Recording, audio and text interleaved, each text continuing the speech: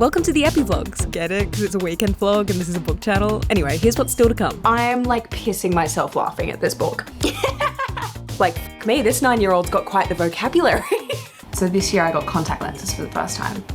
It's awful. Good morning, comrades. Happy Friday. Do a little weekend book vlogs. I just started when the moon hatched last night. I have many thoughts. I also read It Ends With Us this week. Finished that yesterday because I am actually going to see the movie tomorrow night with my friends. And there really was no better time than now. So I'm hungry though. It's Friday, it's midday? What time is it? 12:34. I'm gonna have some toast. And then really weirdly, I came out to the kitchen today and like, who did this? Someone didn't clean up last night. Yeah, it was me. I didn't clean up last night, so.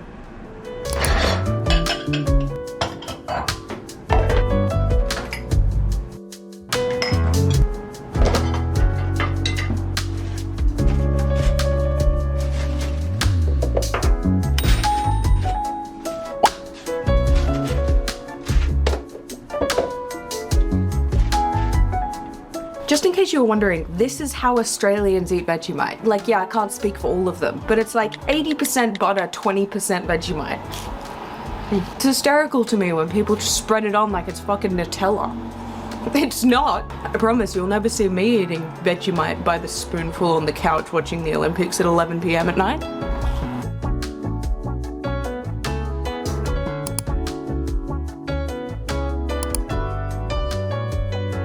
I am currently editing This Video Ends When I Find a 5-Star Read. I've literally just started. Just looks like a big old rough cut at the moment. Jesus Christ, 2:30, when did that happen? I've got some work exporting that I'm waiting for. I'm gonna have some lunch, I think. And then we will take Rat for an adventure. Probably leave at 5. Give myself another 2.5 hours.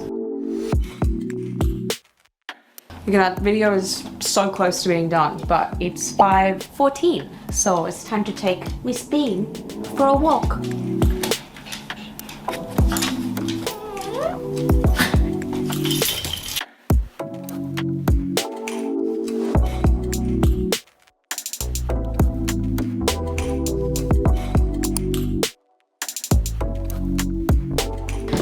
Oh, the fringe is not fringing, isn't it?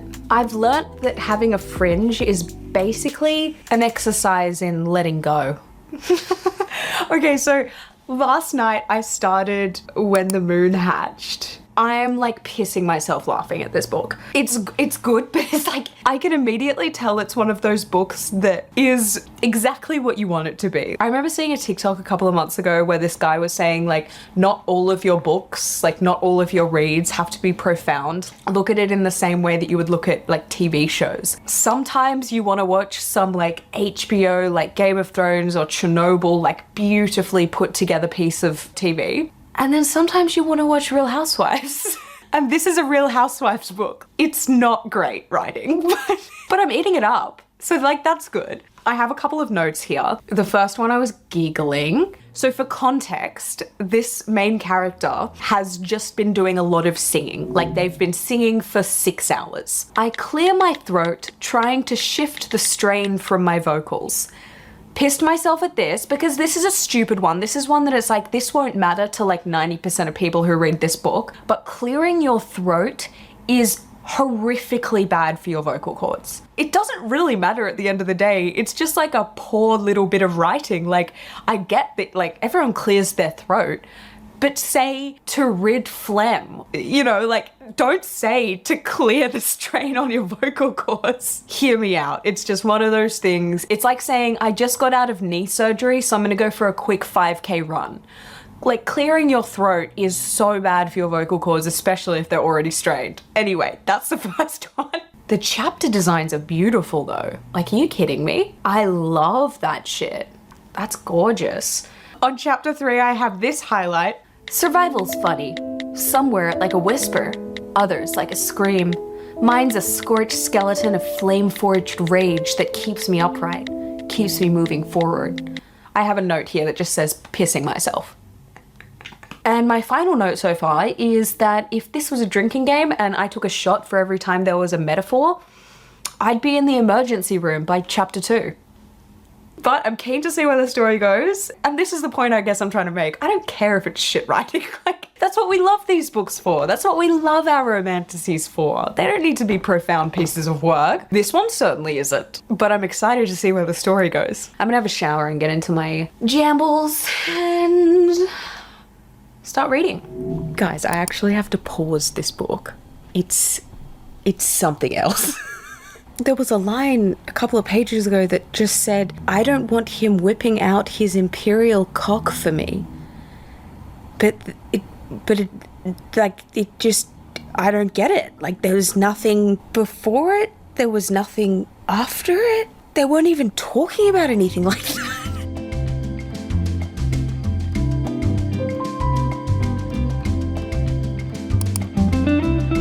Good morning, team. Happy Saturday. Something interesting has happened. Once I got past like the 35% mark, it was like someone else was writing this book. I'm 58% through, and also that's the other thing. I didn't realize this book was so long. There's like 700 pages, but I do believe I have some notes. Let's go through them. That's right. Okay, already got one. For context, she's like with a group of people that like don't speak her language, but one person does speak her language.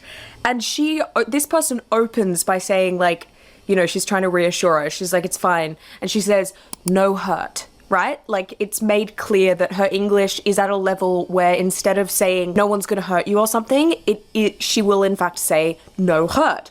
That's fine, cool. But then 2 pages later, may I remove your clothes and prepare you for the trial? My note here is, this woman's English 2 pages ago was no hurt. And then down on that same page, she goes back and goes, you have beautiful shape. The consistency in these characters is hysterical. I've also noticed that there's diary entries from like a 9-year-old girl kind of interspersed in the beginning. Hello. I know I'm talking to myself. I'm not talking to you.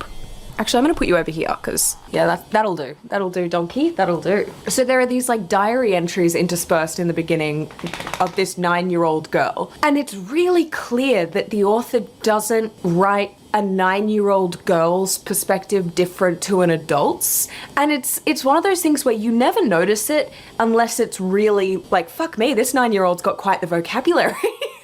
I'm at a point now where we are starting to get chapters from different POVs, and they're not really different. Like, the way that these characters think and observe the world, like, usually that's the point of a POV, like, to get a different POV. But they're all kind of the same. Anyway, all this to say though, coming back to my very first point in that, like, from 35% onwards, it was like another author was writing it. And I was eating it up. Like, I'm, what, 48% through or some shit now? 58%. Swing and a miss, Lucy. Oh my god, also the female main character is painful at the best of times. But now it's like all those dramatics got taken down like 4 notches and the story is actually being told, and I'm like, oh hell yeah. I'm also prescribed a medicinal herb for a medical condition and to sleep. A medicinal herb.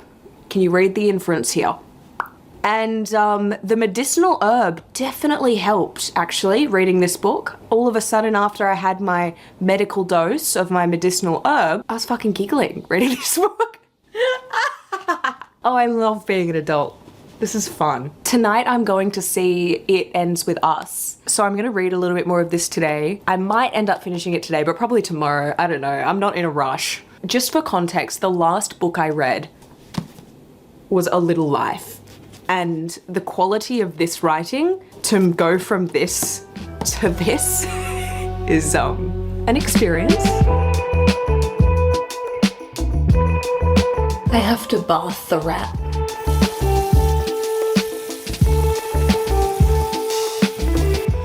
The victim.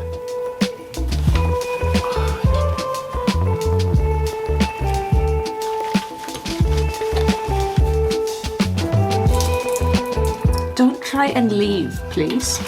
Please?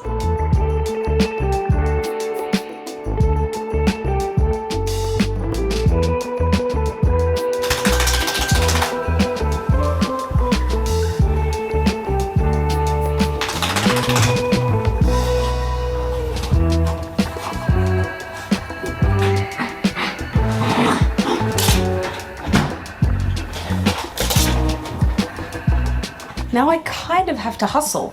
The day just ran away from me. I have my contacts in right now, right? And I hate doing my makeup with contacts in. I thought it was gonna be this big game changer. Like, you're gonna be able to see everything so much more vividly when you do your makeup with your contact lenses in, Lucy. So this year I got contact lenses for the first time. It's awful. I can see, all right? I can see everything. I can see every pore. I can see everything on my face. Take it away. They're wonky. My fucking lashes are wonky today. All right, that's the card I've been dealt. That's the card I've been dealt today. Okay, I believe we're ready to go. It's really just this, my phone and my keys. Like, it's the only essential, really.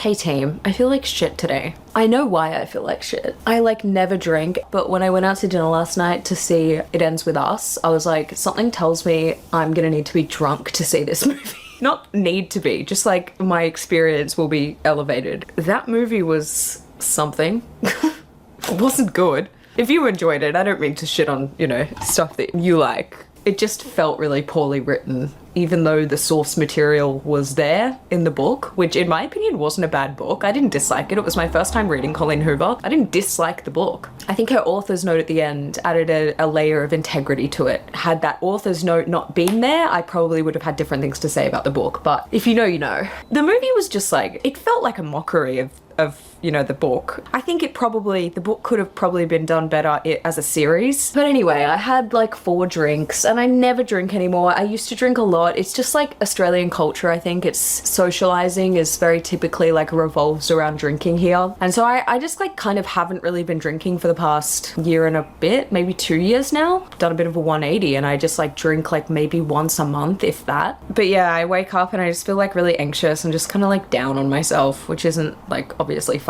So I'm gonna dry my hair and then I am gonna keep reading When the Moon Hatched, because as I was saying yesterday, it's almost as if she didn't send her editor the first 30% of the book, because once you get past that like 30% mark, it's actually good. Like, I'm actually really enjoying it now. I was once just kind of reading it for the sake of having a giggle. I didn't go into it thinking it was gonna be bad, but like, yeah, that first 30%, but now I'm actually intrigued. I'm actually interested to see where it's going.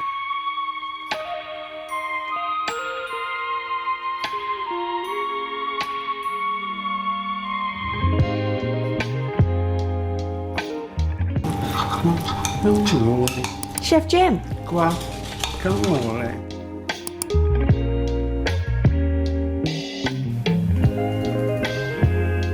Hi, it's Monday, but let's pretend it's still Sunday. Because I have to tell you that I finished When the Moon Hatched last night. Why am I like, I've set you up so I'm just basically the Hunchback of Notre Dame. Notre Dame? Notre Dame? Hey guys, here to give you a book review. Let's move somewhere where I don't have to do that. Going down.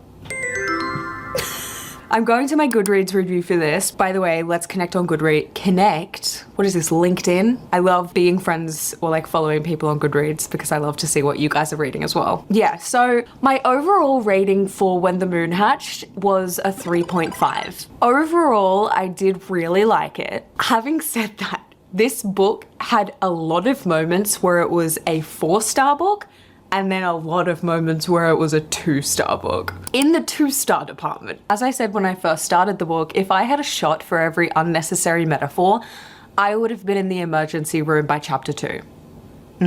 It was overwritten in some places to the point of tedium. There were pages where the entire page, in my opinion, could have been whittled down to like 1 paragraph. And that kind of ties in with the next point. It was very dramatic. Like there was, the female main character was painful at the best of times. Written very, very dramatically, and unfortunately there were moments where the drama that she was bringing to this story came across as really juvenile. And I know this isn't a young adult book. This is definitely an adult book based on like some of the spice scenes and just like the use of language. So this isn't an issue where it's like I'm older than the target audience. No, like there were some times with this book where it was like, oh man. The last thing I have for it being like a 2-star is that the characters just didn't feel very new or original. I'll start with the female main character. She's very angry. Like she doesn't trust anyone. She's like, oh no, I can't let people in because then, you know, I'll lose them. It's just a bit disappointing sometimes because it's like, I feel like I've read that trope for a female main character 1,000 times now. That's not to say that the trope of the jaded FMC can't be done anymore. It's just that good writing is when you're able to bring in like a really overdone trope and make the reader forget that it's even a trope. But the problem I found with that is that like there's another character in the book that's like basically exactly the same. I don't really want to say any more than that because it might give it away, but like there is another female character in the book that is just seems the same, was written the same. And that was a problem I was having with like these POV swaps. When you swap POVs, there's meant to be like somewhat of a change in writing style so that, especially with first person POVs, obviously, because you're writing from a completely different brain. I don't think that there was enough like separation between like characters. I don't know if they were like fully fleshed out. And we saw that when I mentioned like yesterday or the day before that when she was writing the diary entries from a 9-year-old's point of view, like it wasn't even that indistinguishable from, you know, a character in their 20s. However, in the 4-star department, at about 30%, it was as if it was a new writer. It was as if it was a new author writing this book, or she just completely worked out exactly where she wanted to go with the story. And it got really good. In my head, I was like, did she just not send the first 10 chapters to her editor? The locations and the imagery was fantastic. This region that you travel to is really beautiful. It was definitely giving me Akamath vibes at times when she first goes to the Night Court. And I would love to see fan art of that location. It was just like really beautiful. And the love story has a really interesting, like challenging foundation that it's starting from, which I am very intrigued to see kind of how they navigate that. So in closing, I actually really did enjoy it. And I would have loved to give this book 4 stars, but I couldn't ignore the fact that for a huge chunk of it, it wasn't very good. So like, you know, there was a huge chunk of this book that was 2 stars. And then I ended up really liking it and it felt 4 stars toward the end, but I had to find that middle ground. And I think 3.5 is a fair rating there. I will probably be rating the next one. But yes, now it's Monday and I'm starting a new week. Don't really have anything else to tell you. I hope you all have a very good weekend and I will see you guys next time.